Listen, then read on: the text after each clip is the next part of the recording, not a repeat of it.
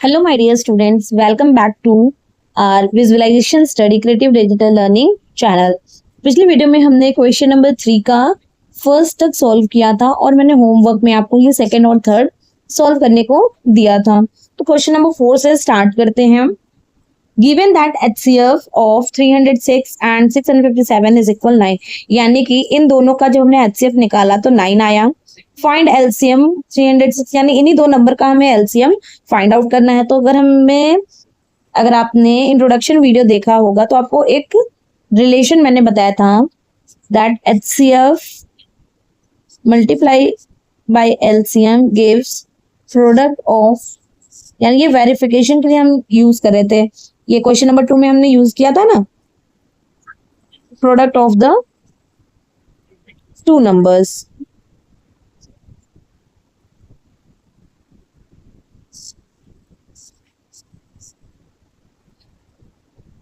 HCF कितना given है? 9। LCM हमें नहीं पता। प्रोडक्ट ऑफ टू नंबर्स क्या है? यानी कि वो दो नंबर जिनका हमें HCF और LCM निकालना है, तो वो है 306 मल्टीप्लाई 657। हमें LCM फाइंड आउट करना है, तो LCM यही रहेगा।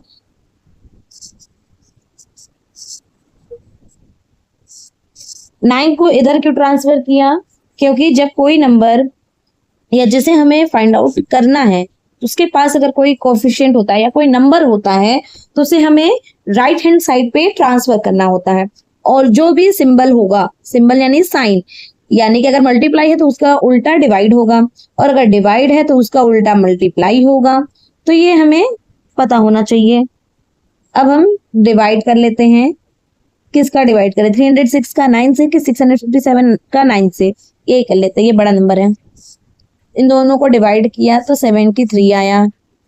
तो हमने लिख दिया 306 मल्टीप्लाई बाय 73, जो कि हमें मिला आंसर 22,338। यही हमारा क्या है? LCM। एट द लास्ट हम क्या लिखेंगे? LCM इज इक्वल, या ब्रैकेट में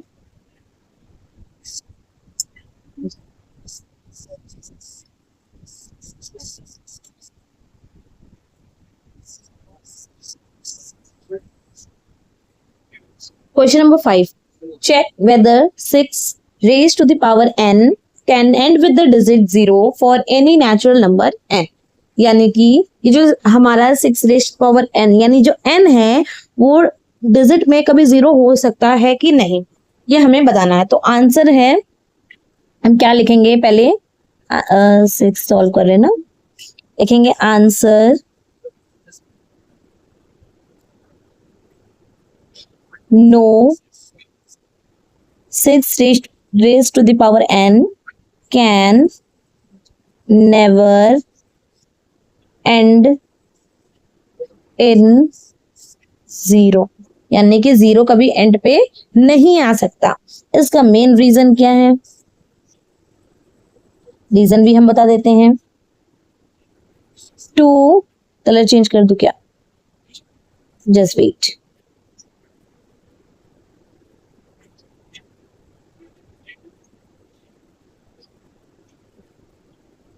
टू एंड, ये तो बहुत लाइट हो गया।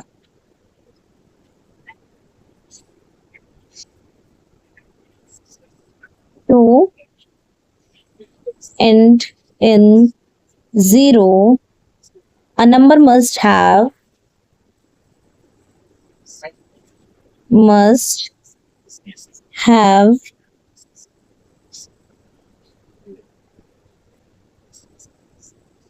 both 2 and 5 as prime factors।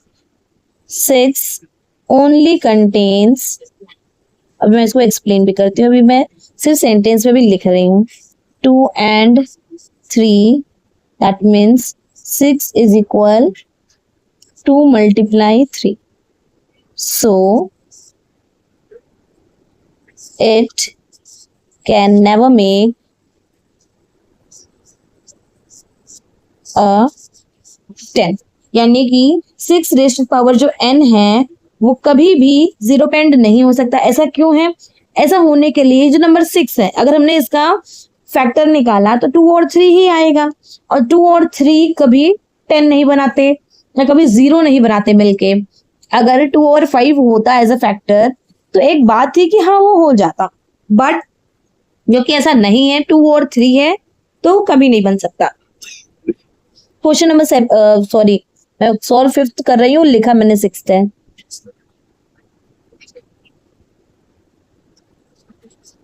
अब हम 6 सॉल्व करने जा रहे हैं। क्वेश्चन क्या है? Explain why 7 into 11 into 13 plus 13 and 7 into 6 into 5 into 4 into 3 into 2 into 1 plus 5 are composite numbers। composite number मैंने आपको इंट्रोडक्शन वीडियोस में बताए थे, फिर से बता दे रही हूँ। ऐसे नंबर जिसके 2 से ज्यादा फैक्टर बने वो कंपोजिट नंबर कहलाते हैं। तो हमें यहाँ बताना पड़ेगा कि ऐसा क्यों है, ये दोनों ही नंबर जो गिवन है वो कंपोजिट नंबर्स है। सबसे पहले पार्ट 1 को हम सॉल्व करते हैं। ये पार्ट 1 है, ये पार्ट पूरा 2 है। तो पार्ट 1 क्या कह रहा है या सीधा सीधा सॉल्व करते हैं, ये सब लिखने की जरूरत नहीं है हमें। नंबर क्या है मेन? 7 into 11 into 13 plus 13। अब हम इसमें कॉमन ले लेते हैं, यानी कि ये इतना एक है, ये अलग है, तो दोनों में ऐसा कौन सा नंबर है जो दोनों में ही है, दोनों टर्म में है? तो वो है 13। 13 के टेबल में 7 नहीं आता, वो सेम। 13 के टेबल में 11 नहीं आता, सेम। 13 के टेबल में 13 आता है 1 टाइम्स में, प्लस 13 के टेबल में 13 आता है 1 टाइम्स में। इतना समझ में आया? यानी 13 7 into 11 7 into 11 into 1 77, यानी 7 11 जा 77, 77 1 जा 77 प्लस 1 13 into 78। अभी नेक्स्ट भी सॉल्व कर लेते हैं। 7 into 6 into 5 into 4 into 3 into 2 into 1 plus 5। देखा जाए तो दोनों टर्म में क्या कॉमन है? 5 कॉमन है, 5 को बाहर कर लिया। जो कॉमन नहीं है वो सेम लिखो, जो कॉमन है वो वहां पे 1 हो जाएगा। जैसे 5 और 5 कॉमन है तो 1 हो गया। 4 कॉमन नहीं है, 3 कॉमन नहीं है, 2 कॉमन नहीं है, 1 कॉमन नहीं है, लेकिन 5 है तो 5 आई मीन 1। अब इधर सबका मल्टीप्लाई करो। 7 6 जा 42, 4 3 जा 12, 12 2 जा 24, यानी 42 इंटू इसका करना है 7 6 जा 42 का, और 4 3 जा 12, 12 2 जा 24, 1008 प्लस 1।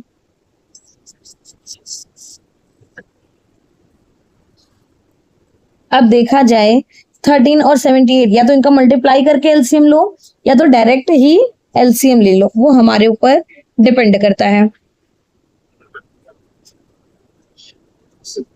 इसी पे मैं छोड़ दूं, है तो वैसे भी कंपोजिट नंबर, आप इसके आगे चेक कर लेना। यहां मैं आंसर में लिख देती हूँ रीजन, यहां लिख दू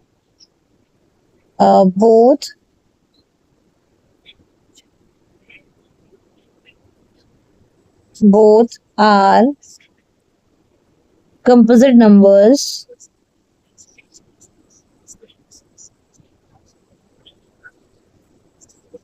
because they can be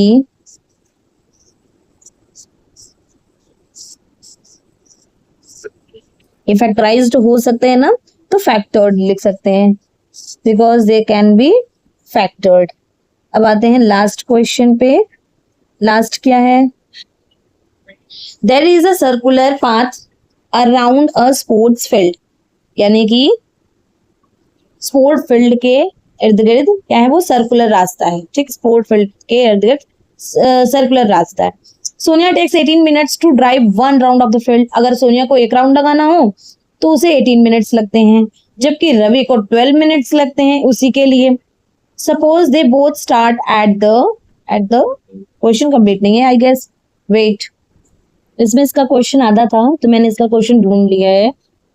suppose की बात से मैं बोल रही हूँ। Suppose they both start at the same point and at the same time and go in the same direction, यानी वो दोनों एक ही समय पे स्टार्ट करते हैं, एक ही पॉइंट पे स्टार्ट करते हैं और एक ही डायरेक्शन में भी जाते हैं, तो कितना समय लगेगा? आफ्टर हाउ मेनी मिनट्स, कितने देर मिनट में या कितने मिनट में will they meet again at the starting point, वापस से स्टार्टिंग पॉइंट पे वो कितने मिनट तक में आएंगे, ये हमें आपको मतलब ये हमें एक्सप्रेस करना पड़ेगा इसको सॉल्व करके। अब ये सॉल्व कैसे होगा, let's find LCM of 18 and 12। तो हम 18 और 12 का एलसीएम फाइंड आउट कर लेते हैं। क्या लिखेंगे, एलसीएम ऑफ 18 एंड 12। हम एक साथ भी ले सकते हैं, तो एक साथ ले लेते हैं 18, 12।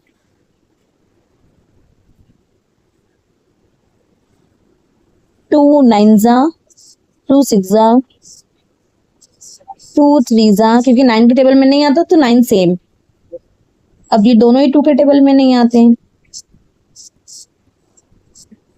तो बेसिकली हमारा प्राइम फैक्टर्स क्या आया, एलसीएम ऑफ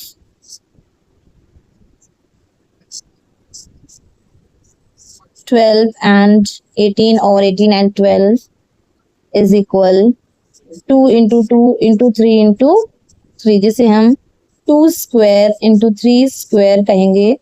इसका आंसर है 36, यानी 2 2 जा 4, 3 जा 9, 9 4 जा 36। एक लास्ट स्टेटमेंट हमें लिखना पड़ेगा, देयरफॉर रवि था ना, हाँ, Ravi and Sonia, therefore Ravi and Sonia will meet together at the starting point after